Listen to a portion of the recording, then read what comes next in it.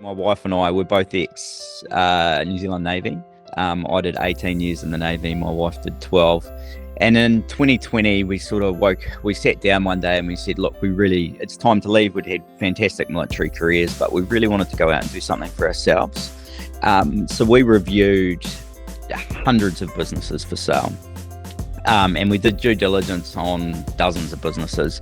And one morning, I'll never forget this, I was lying in bed at night surfing business listings on Trade Me, and I came across this business called Pets in the City, opening a franchise in Silverdale.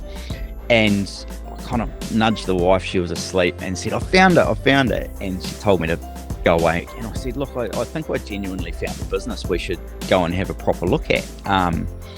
And we sort of joked about it. Imagine if we left the New Zealand Navy and went and run a dog daycare, it's such a radical shift from what we were doing.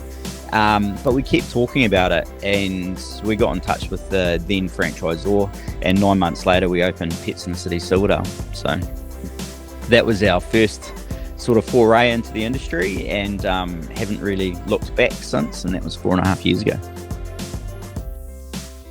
A couple of years ago, we were lucky enough to get the opportunity to buy the Pets in the City brand and take over the main flagship store in Wairau Park, which is one of the biggest pet care facilities in the country. We spent all of last year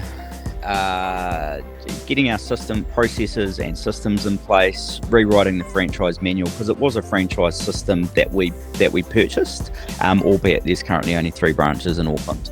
And this year, my major focus for the whole year, in conjunction with finishing off my MBA, I've been spending 6 months researching how to grow a pet care brand. Whilst growth, not everyone wants to grow their pet care business. Some people are quite happy with what they're doing, and that's great. We feel that this opportunity, there's such an amazing opportunity in pet care in New Zealand at the moment for the industry to really properly take off. But how do you do that?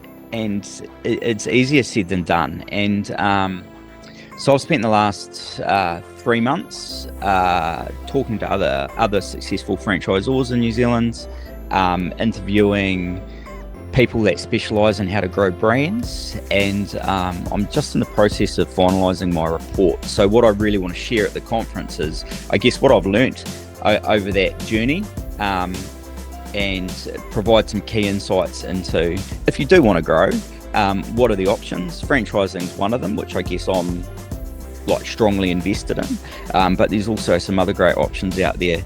So what are those options? What are the benefits and, I guess, challenges of each option? And I guess I'm really hoping to inspire some other business owners to have a think about how they can take their brand to the next level.